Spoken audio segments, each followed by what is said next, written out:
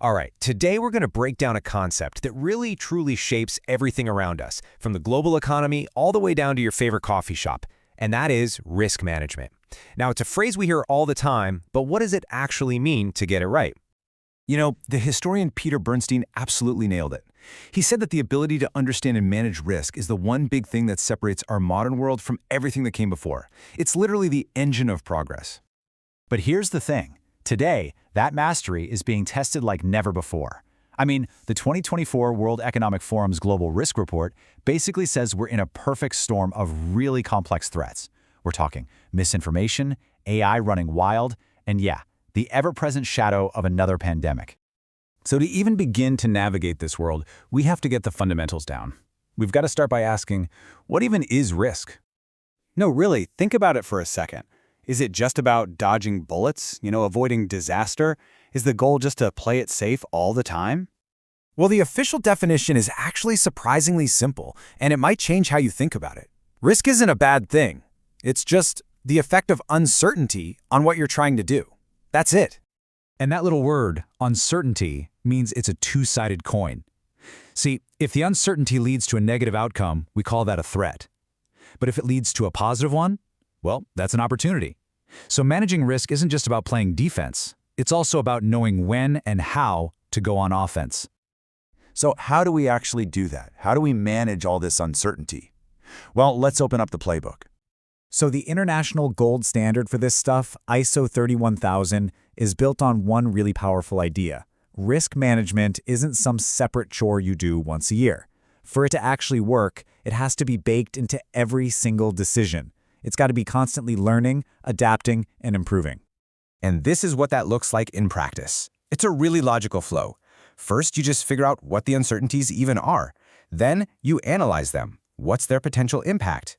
After that, you evaluate them. Which ones do we really need to worry about? And finally, you decide what to do. That's the treatment. But of course, a process is just words on a page without people to run it. So to make sure everyone knows their part, most organizations use a really clever framework called the 3 lines model. It sounds complicated, but it's not. The first line, those are the folks on the front line, doing the work, managing risks as they pop up every day. The second line is your team of specialists, the experts who provide support and oversight. And that third line, that's usually your internal audit team. They provide that independent, trust but verify check on the whole system. Okay, so we've got the principles, we've got the process, we've got the people, but how do leaders actually, see all these different risks to make smart decisions? Because remember, it's not just about avoiding bad stuff, it's about chasing good stuff, your objectives. And sometimes that means you have to take a risk. But the big question is, how much risk is too much? The answer to that question is a really cool concept called risk appetite. It's a deliberate, strategic choice about how much uncertainty a company is willing to take on board to get where it wants to go. Let me give you an example. Imagine 2 football teams. Both have the exact same objective, win the game. But the win-at-all-costs team, well, they're willing to accept risks like breaking the rules. The ethical play team, they just won't. They have totally different risk appetites, and that defines who they are. Okay, that makes sense for football, but it brings up a huge problem in the real world. I mean, risks come in all shapes and sizes. How on earth does a company compare the risk of a factory fire to the risk of a bad tweet going viral? They're totally different things. Well, they do it with a tool you've probably seen before, a heat map. It's the most common way to get all these different risks onto one page. And it's simple. It just plots everything based on 2 things. How likely is it to happen? And if it does, how big is the impact? All right, let's bring all this back to the world we live in right now, because the very nature of risk, the stuff we're trying to manage, is changing fast. Just think about this number for a second. Today, a staggering 85% of the value of the world's biggest companies, it's not in their buildings or their inventory, it's in stuff you can't even touch. Their reputation, their data, their brand. And protecting that stuff, it's a whole different ballgame. And then you've got the risks that we kind of know about, but we decide to look the other way. I mean, remember COVID-19?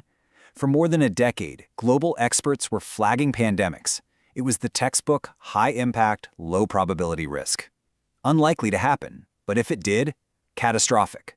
And we all know how that story went. This is the new frontier. It's the world of emerging risks, things like AI or massive political shifts. You can't just plug historical data into a spreadsheet for those. Tackling them takes creativity, it takes foresight, and it takes being willing to think about the unthinkable.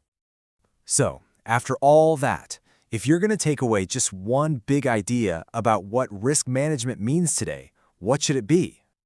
You know, I think Stephen Hawking said it perfectly. He said, "Intelligence is the ability to adapt to change." And in a world that's changing this fast, risk management isn't about building bigger walls anymore. It's about being smart and agile enough to adapt to whatever comes next.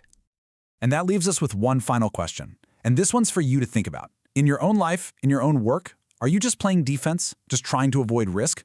Or are you actively managing all that uncertainty, both the threats and the opportunities, so that you can actually win?